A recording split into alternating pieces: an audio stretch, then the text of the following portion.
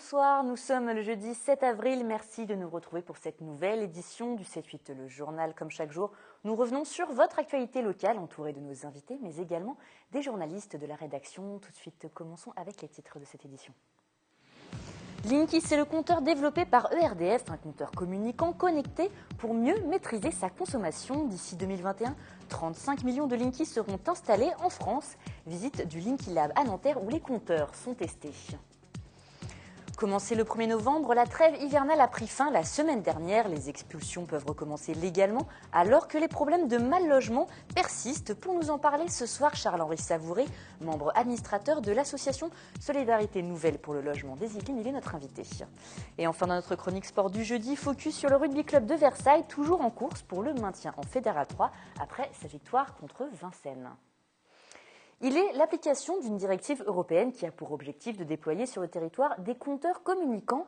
Linky, développé par ERDF, un compteur communicant qui permet de recevoir des ordres et d'envoyer les données à distance. Il permet également aux particuliers de mieux maîtriser leur consommation d'énergie. Un déploiement massif d'ici 2021 sur 90% du territoire français avec 35 millions de compteurs à installer est prévu. William L. s'est rendu dans le centre de test pour les Yvelines. Regardez. 600 000 foyers en sont déjà équipés et 1 million le seront à la fin du mois pour atteindre l'objectif des 35 millions d'ici 2021. Voici Linky, le nouveau compteur communicant de RDF qui va remplacer votre ancien compteur et qui s'inscrit dans le contexte global de la transition énergétique. Il est communicant, il est intelligent dans le sens où effectivement demain chaque consommateur, grâce à lui, va pouvoir être facturé sur la base d'une consommation réelle et non plus estimée. Et donc chaque acteur du marché, le consommateur, va pouvoir être un consommateur en s'intéressant à sa facture, en regardant, en agissant sur sa consommation, les résultats grâce au compteur Linky qui va mesurer exactement sa consommation. Avec Linky, le consommateur pourra analyser sa consommation sur Internet et l'adapter selon les plages horaires. Pour ERDF, plus besoin de venir relever le compteur, toutes les données seront envoyées automatiquement chaque jour. Le projet Linky, c'est un projet qui va être effectivement financé par ERDF.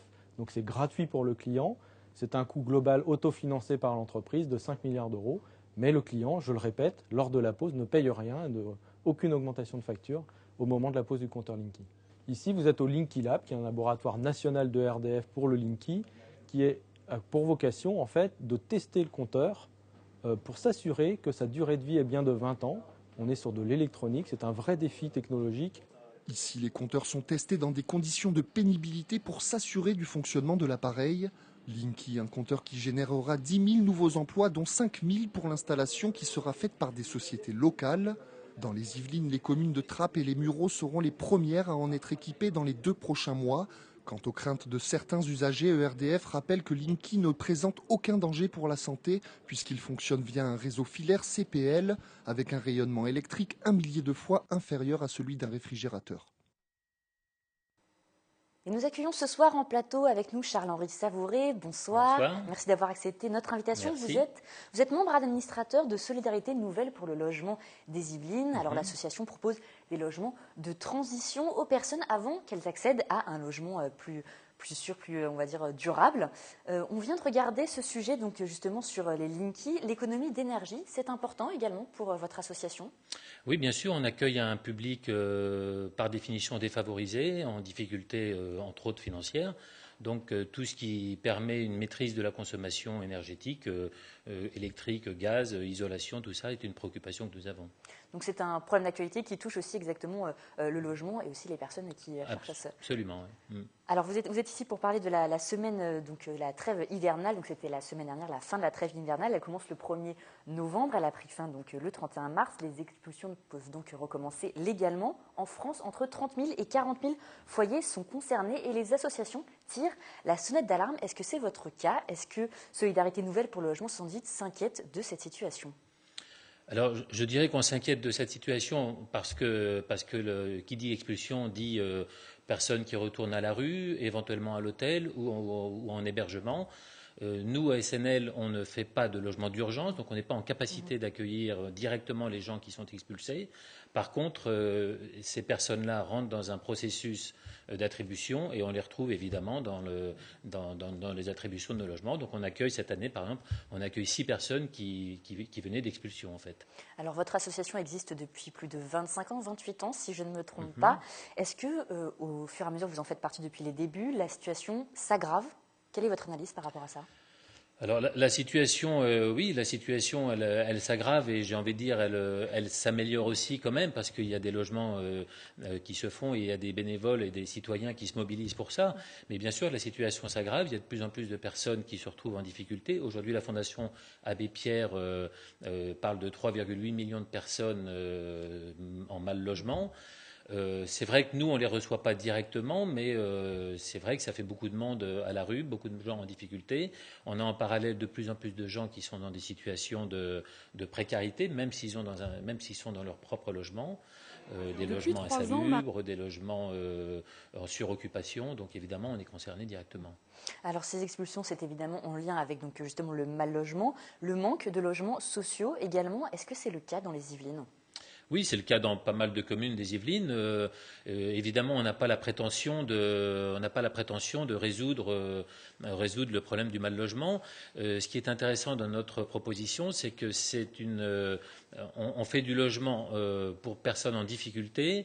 Mais ce sont les citoyens, c'est une action citoyenne qui part des citoyens. Donc ce n'est pas les pouvoirs publics qui décident de faire, ce sont les habitants d'un quartier, d'une commune, qui se réunissent en disant on veut accueillir chez nous des gens en difficulté. On entend malheureusement très souvent des gens dire c'est très bien, il faut faire du logement social, si possible, dans les communes voisines.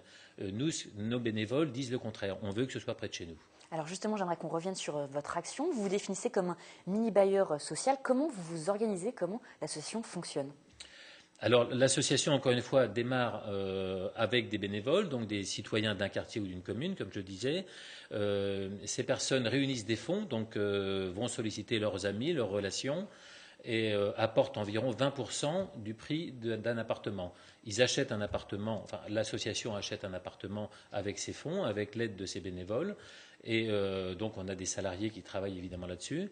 Et ensuite, une fois que l'appartement est acheté, donc ça met quand même pas mal de temps, les bénévoles qui sont réunis en ce qu'on appelle nous en groupe local de solidarité accueillent la famille ou la personne logée dans son logement pour l'aider à s'intégrer dans le quartier, à apprendre à habiter, je dirais, et permettre l'accès plus tard à un logement durable. Alors il y a toute une démarche d'accompagnement. Oui. Vous travaillez aussi au niveau vraiment de l'appartement, de la réflexion de l'appartement? Alors on a évidemment un gros. Si on peut faire du logement, parce qu'on fait du logement évidemment très peu cher, si on peut le faire, c'est aussi parce qu'on a des bénévoles et on a entre autres ce qu'on appelle des équipes travaux, donc des bénévoles qui vont intervenir pour les petites réparations que j'ai envie de dire habituelles, parfois pour des remises en état plus importantes. Et ça nous fait évidemment des gains, des coûts moindres. Et ça permet en plus de ça d'accompagner les familles, de faire du relationnel, de créer du lien et d'apprendre éventuellement aux locataires à travailler chez eux, à bricoler chez eux.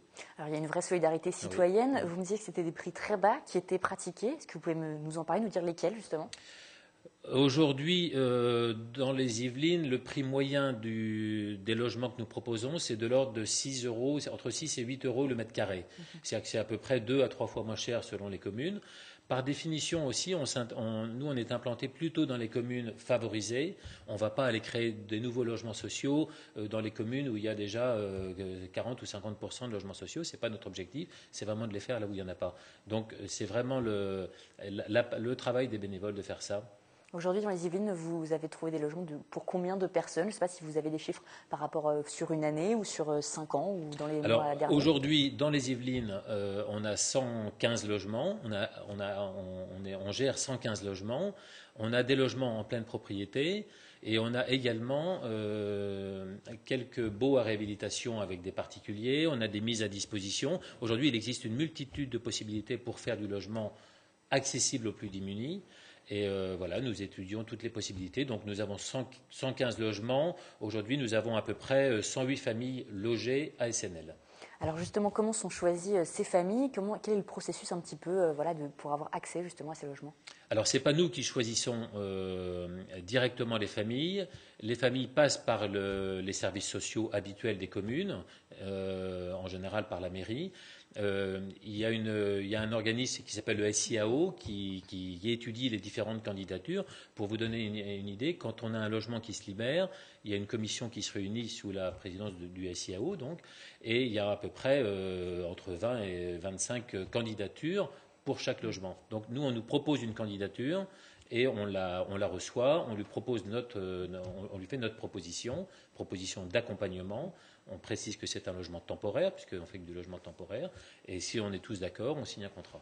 Alors justement, vous faites du logement temporaire, logement passerelle, pour après accompagner les gens vers un logement plus durable. Combien de temps ils peuvent justement rester dans ce logement passerelle transitoire? Alors, on n'a pas de délai prévu au départ. On signe toujours un contrat d'un an, on le renouvelle. J'ai envie de dire le temps nécessaire pour que la personne accède à un logement de droit commun. Donc aujourd'hui, la moyenne, c'est 3 ans. Mais on a, par exemple, cette année, relogé 3 familles qui étaient chez nous depuis 8 ans. Et on a relogé la semaine dernière une famille qui était là depuis moins de 4 mois. Donc c'est vraiment très variable. Mais la moyenne, c'est 3 ans. Ce sont des familles nombreuses, des parents isolés. Quels sont le genre de personnes que vous accompagnez? Alors ça a un petit peu évolué. On peut avoir des gens qui viennent. On a eu par le passé plusieurs fois des gens qui venaient de la rue. On en a un tout petit peu moins. On a aujourd'hui beaucoup de familles monoparentales, beaucoup de femmes avec enfants, femmes seules avec enfants, de très jeunes femmes seules. On a des familles parfois nombreuses, 3, 4, 5 enfants. Voilà, on est en capacité d'accueillir, en fonction de nos appartements, j'ai envie de dire, tous les publics, à partir du moment où ils rentrent dans les critères, entre guillemets, très modestes. Si vous avez une population plus jeune, parce que c'est vrai qu'on parle beaucoup de précarité au niveau des jeunes, des étudiants ou des personnes qui commencent à entrer dans leur vie active et qui ne peuvent pas forcément se loger avec les bas salaires. Alors on n'a pas tellement ça. On n'a pas beaucoup d'étudiants. Je ne crois pas qu'on ait d'étudiants, par exemple. Ce n'est pas tellement notre projet. Notre projet, c'est plutôt les gens qui ont eu un accident de parcours, je dirais. Donc, c'est plutôt des familles ou des très jeunes mamans qui se retrouvent à la rue parce qu'elles ont un enfant et qu'elles n'ont pas de logement, expulsées de la famille. Voilà. Mais étudiants, par exemple, je ne pense pas qu'on en ait. Ce n'est pas tellement la proposition qu'on a. Vous arrivez justement à faire ces actions avec des dons, avec l'aide aussi des bénévoles. Vous recherchez justement des bénévoles sur notre territoire, Saint-Quentin-en-Yvelines ou dans les Yvelines plus globalement? Alors, on est implanté évidemment à Saint-Quentin-en-Yvelines. On est implanté dans 24 communes des Yvelines, principalement dans la région de Versailles-Saint-Quentin. Et on a par exemple aujourd'hui un nouveau groupe qui se crée à Rambouillet. Donc évidemment, on cherche des bénévoles, on cherche des nouveaux groupes. Notre action, je vous l'ai dit tout à l'heure, elle démarre à partir de bénévoles, pas de logement, pas de groupe local, pas d'accueil. Donc à Rambouillet, par exemple, on a un groupe qui vient de commencer. On cherche évidemment des nouveaux bénévoles, on cherche évidemment des donateurs. On a quand même des donateurs très généreux, mais c'est vrai que plus on a de donateurs, plus on aura de possibilités d'acheter des appartements.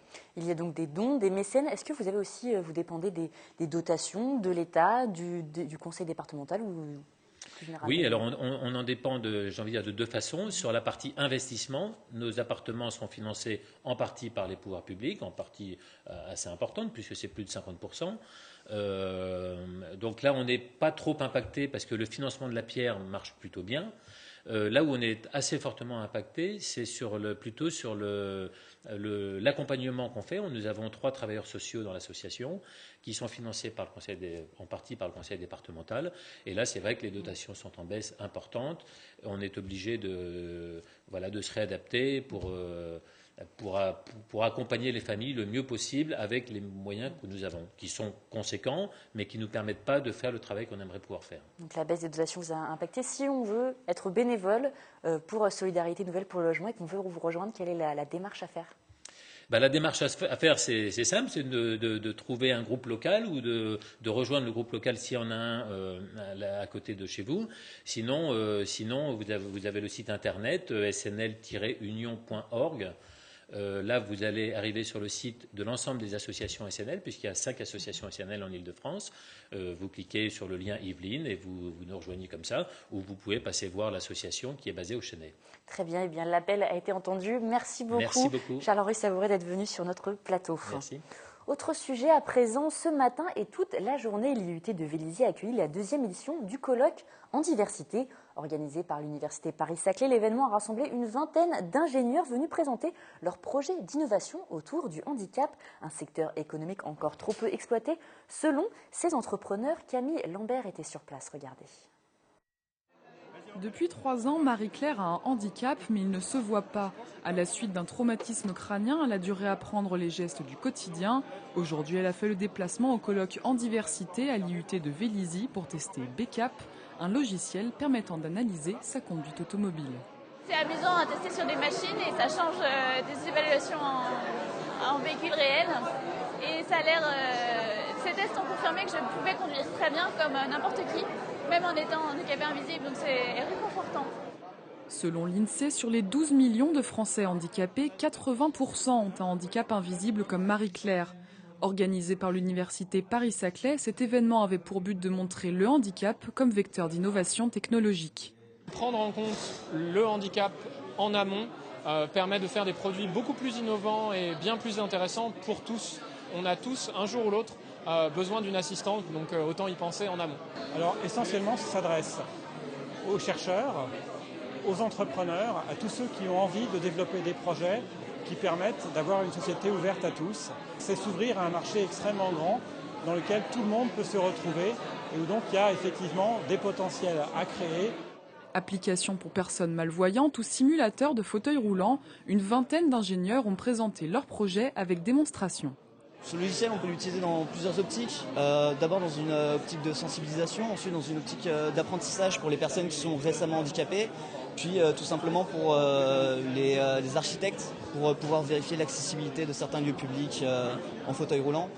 La majorité des projets présentés sont encore en phase de test avant leur entrée sur le marché. En 2015, l'INSEE estimait que 50% des Français sont ou seront confrontés au handicap pour eux-mêmes ou pour un de leurs proches. Et l'Atelier des Sciences propose jusqu'au 24 avril prochain à la Commanderie des Templiers d'Elancourt une exposition en partenariat avec Escale des Sciences de l'Université de Lorraine. 2 expositions pour le prix d'une. Corps en images permet de découvrir l'évolution des représentations du corps au cours de l'histoire. Et Corps tangible, la 2e exposition met en avant les possibilités du corps en mouvement. Regardez ce reportage signé Sephora Namani et Mélanie Poquet.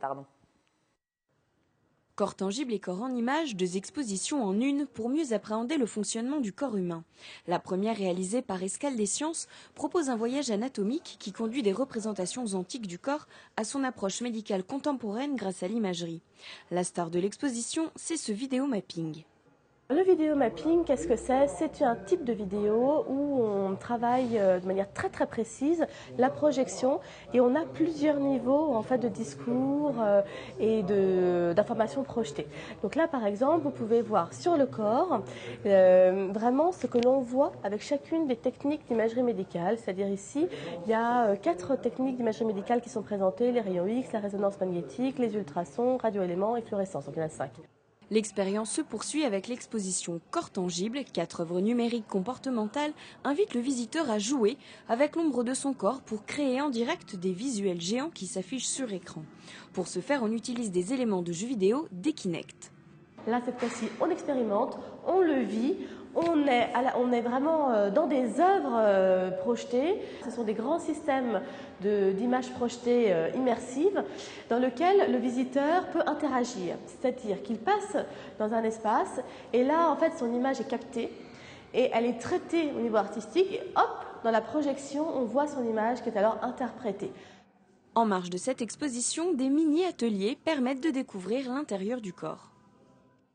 Et comme chaque jeudi, vous le savez, c'est le moment de la chronique sport de notre journaliste sportif, Mickaël Midoro. Bonsoir Mickaël. Bonsoir Florane. Alors quel est le thème de votre chronique aujourd'hui? Alors aujourd'hui, je vais vous parler du rugby club de Versailles et plus particulièrement de l'équipe senior. En Fédéral 3, les joueurs de la Cité Royale sont sortis de la zone de relégation après une victoire contre Vincennes sur le score de 16-14 le week-end dernier.